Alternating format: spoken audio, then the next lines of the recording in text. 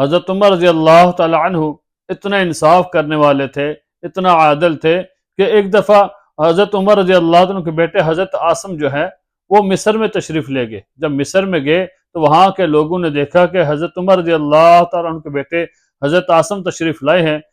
حضرت عاصم رضی اللہ تعالیٰ عنہ کو بہت زیادہ تحفے جو ہے گفٹ پیش کیے، تحائف دیے۔ تو حضرت عمر رضی اللہ عنہ کے بیٹے حضرت عاصم جب واپس تشریف لائے مدینے میں تو حضرت عمر رضی اللہ عنہ پوچھا، عاصم بیٹا کہ تم مصر میں گئے تھے، وہاں پر لوگوں نے تمہیں کچھ تحائف دیے، کچھ تحفے دیے، گفٹ پیش کیے؟ فرمایا کہ ہاں امیر المؤمنین، مجھے مصر کے لوگوں نے میرا بڑا اچھا استقبال کیا، مجھے بڑے تحائف پیش کیے، تحفے دیے۔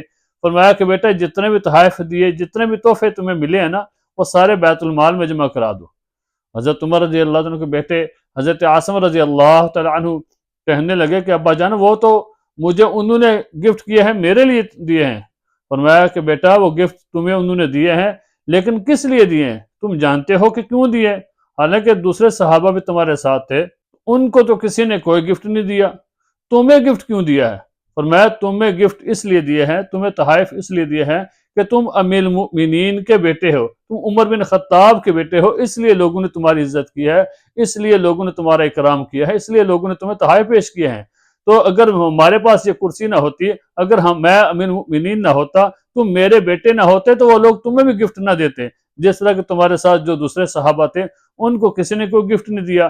تو امیر المؤمنین ہونے کی وجہ سے، میرے خاندان کی وجہ سے تو لوگوں نے تمہیں گفٹ دیا ہے، اس لیے یہ تمہارا حق نہیں بنتا، بلکہ یہ بیت المال کا حق بنتا ہے، یہ مسلمانوں کا حق بنتا ہے، تو تم اپنے تحائف بیت المال کے اندر جمع کرا دو۔ تو یہ تھے حضرت عمر رضی اللہ تعالیٰ عنہ کہ کس طرح وہ انصاف کرتے تھے، کبھی بھی کہ ہمارا جو ہماری طاقت ہے، جو ہماری پاور ہے، امیر المؤمنین ہونے کی وجہ سے لوگ یہ نہ کہیں کہ امیر المؤمنین اس چیز سے فائدہ اٹھاتے ہیں، کبھی بھی اپنی ذات کو ترجیح نہیں دیتے، بلکہ ہمیشہ عوام کا سوچتے، ہمیشہ لوگوں کا خیال کرتے، کہ بیت المال کا خیال کرتے، مسلمانوں کا خیال کرتے کہ کہیں کسی مسلمان کا حق ضائع نہ ہو جائے۔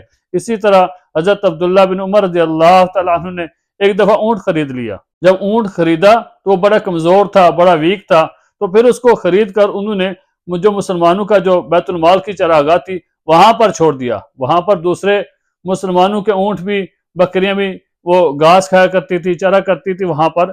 تو حضرت عبداللہ بن عمر رضی اللہ تعالیٰ عنہ نے بھی اپنا اونٹ وہاں پہ چھوڑ دیا۔ جب چھوڑ دیا تو کچھ دنوں کے بعد وہ اونٹ وہاں پر کھانے کی وجہ سے موٹا تازہ ہو گیا، تو پھر انہوں نے اس اونٹ کو بیچ دیا۔ حضرت عمر رضی اللہ تعالیٰ عنہ کو معلوم ہوا تو انہوں نے بلایا، فرمایا بیٹا کہ تم نے اونٹ خریدا تھا؟ فرمایا کہ امیر المؤمنین میں نے اونٹ خریدا تھا، پھر میں نے اس کو نفع کے ساتھ بیچ دیا ہے۔ فرمایا کتنے کا خریدا تھا اور کتنا نفع لیا مجھے بتاؤ؟ فرمایا کہ جتنا تم نے نفع لیا ہے نا، وہ سارے کا سارا نفع بیت المال میں جمع کرا دو، اور جو اونٹ کی اصل قیمت ہے جس میں تم نے خریدا تھا، وہ اونٹ کی جو قیمت ہے وہ اپنے پاس رکھ لو، باقی جتنا بھی نفع ہے وہ سارا بیت المال میں جمع کرا دو۔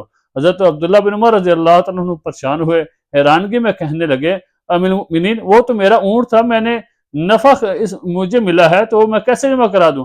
فرمایا کہ بیٹا جس چراگاہ کے اندر تم نے اونٹ چھوڑا تھا وہ مسلمانوں کا بیت المال کی چراگاہ تھی، وہاں پر مسلمانوں کے اونٹ چرا کرتے تھے، وہ تمہارے لیے، تمہارا اس میں کوئی حق نہیں ہے کہ بیت المال کے اندر کے چراگاہ میں اپنے اونٹ کو چھوڑو۔ تو اس لیے جو اونٹ وہاں پر چرا، جو اس نے کھایا، پھر موٹا تازہ ہوا، تو وہ مسلمانوں کا حق بنتا ہے، ابھی جتنا بھی تمہیں نفع ملا ہے اس سارے نفع کو تم بیت المال میں جمع کرا دو۔ تو یہ تھے حضرت امیر المؤمنین عمر بن خطاب رضی اللہ تعالیٰ عنہ کہ ہمیشہ انصاف کی بات کرتے، ہمیشہ اچھی بات کرتے تھے۔